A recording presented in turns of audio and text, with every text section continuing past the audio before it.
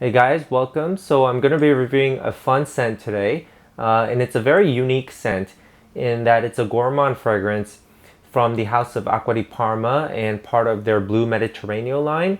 It's unique among this line. By the way, it's Mandorlo di Sicilia, and it's unique in the line in that it comes in the same blue aquatic-looking bottles, but this is a sweet fragrance. It's a gourmand fragrance and the bottle will totally deceive you because the scent completely deviates from this kind of the kind of citrus forward fragrances that you expect often from Acqua di Parma. Has a totally different scent profile. It's a very unique fragrance because while being a gourmand fragrance, and I think you can't escape that fact. It is sweet, but it retains this kind of airy freshness throughout the whole life of the scent and has this kind of sparkling vibe about it. And the best way I can describe it is a kind of sparkling vanilla scent, even though Mandorlo actually translates to almond tree. And so this is, highlighting the note of almond.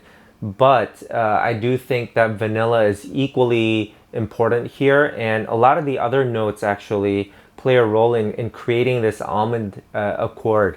So this scent was actually released in 1999, and I can't help but think, how unique this scent must have been, especially in that time. It surprises me how long this fragrance has been around. So it must have been a pretty trend-setting scent. And it is beautiful. I mean, I love almost everything from the line, but this one, like I said, is a totally different scent from most of the others. So let's give it a spray and start talking. Yeah, so like I said, a sparkling vanilla scent. You do have to like sweet scents somewhat. But I would say if you're sort of on the fence about gourmand fragrances and you want something clean and a bit lighter wearing, more versatile, or something that's, light yet cozy and you can wear for yourself, especially in the evening, this is a good place to start. It's not so dense, especially in the opening. What you get basically is, for a split second, you might have the reaction that I did the first time I smelled it, which was that I thought, the vanilla smell was so prominent. It was a nice vanilla, but again, a very sweet and smooth, creamy kind of smell. For a split second, I thought that this was, familiar and like a run-of-the-mill vanilla fragrance.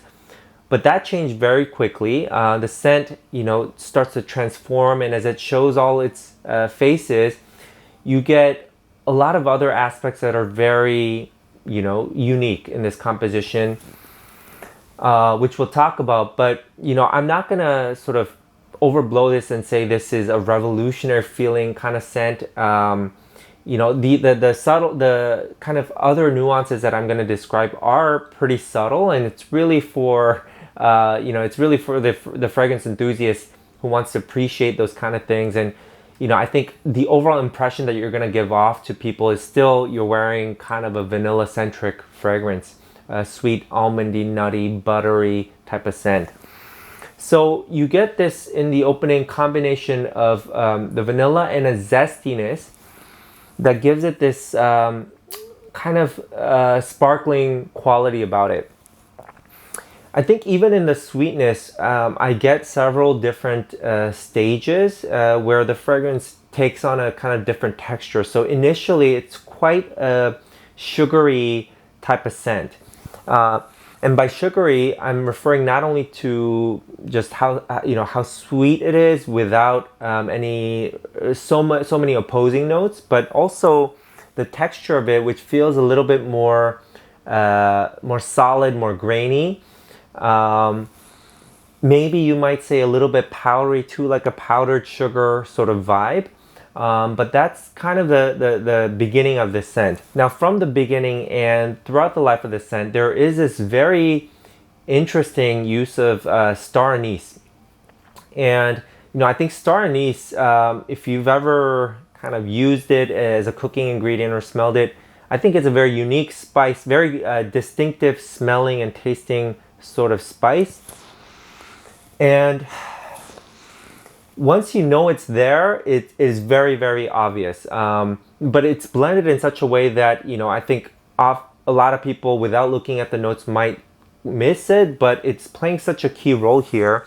It's adding this slight warmth, right? Taking it again, going along with the gourmand sort of profile, and then a nuttiness as well, that I think is contributing to the almond like accord. And there is, of course, an almond note itself, but I think this star anise is actually also helping to create this kind of nutty accord, and this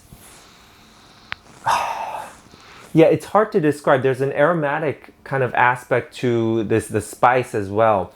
And the more I smelled it, this reminded me of when I was in Greece and actually, was on a boat ride and for the first time tried this alcoholic drink called ouzo, or ouzo. And it's a drink from that region, and it's a liquor, so pretty kind of strong drink, but it interestingly, uses anise to flavor it. And it's again a very, very characteristic taste. So, I could see a lot of people not liking it because there's this kind of licorice feel or licorice taste.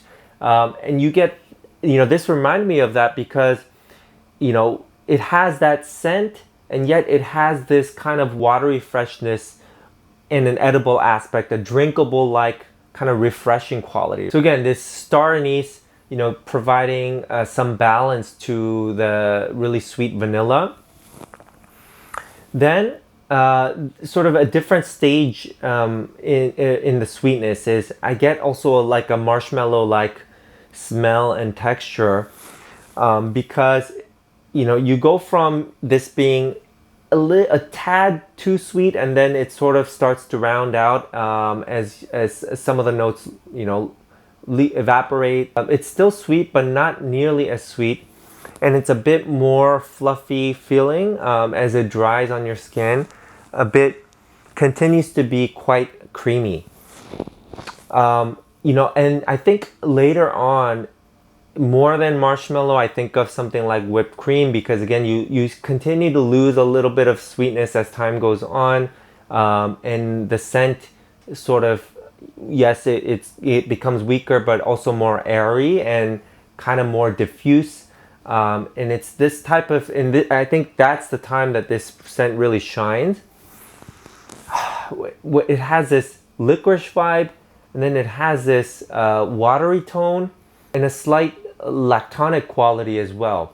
And I think that trio is what makes this scent so unique. And of course, a slight fruitiness, kind of holding everything together, right? I think it would smell a bit off without any sort of fruits balancing this. So you have the citrus fruits, but you also have, interestingly, ylang ylang, and so you get this, kind of full feeling, full-bodied kind of scent that's a little bit floral and sweet and creamy, and the ylang ylang contributing to all of that. Also kind of making this a little bit feminine, but I do think that, anyone who likes sweet fragrances can wear this. I think the concern is not really so much, is this too feminine, but is this too sweet? But if you like sweet fragrances or you want to explore that territory, but you don't want something heavy, this is a perfect scent. And also what's interesting is, even though this has this kind of really refreshing and airy quality, it is very long lasting, and actually, pretty much like it's one of those 12-hour scents for me. And I think, again, it's sort of the fact that they put these scents in these transparent blue bottles makes you think that it's not going to last, and it's actually a very rich scent. And helping that here, there's a slight bit of an amber accord and some woodiness in the base. It's not, I would not call this a woody fragrance, but it's just giving it this body, right, that it otherwise might not have. It might be too fluffy and sweet, but there is definitely a well-rounded quality about this scent. So yeah, guys, I'm very happy with the scent just because it's so unique. So unique if you appreciate the little things. But again, don't expect too much, right? It's not going to be like, it might not blow you away on the first spray, but if you're the type of person who likes to pick up on these little notes, I think this is a really good fragrance to wear and to study. And this is a very kind of playful and fun, enjoyable scent. It's a delicious scent, definitely. And so I keep reaching for it because it's so wearable and yet has that such an edible quality that fills that craving, right? If you have that itch for something sweet, I think this is a good option. All right, guys, so that's all I have for you today. I'll see you in the next reviews. Bye.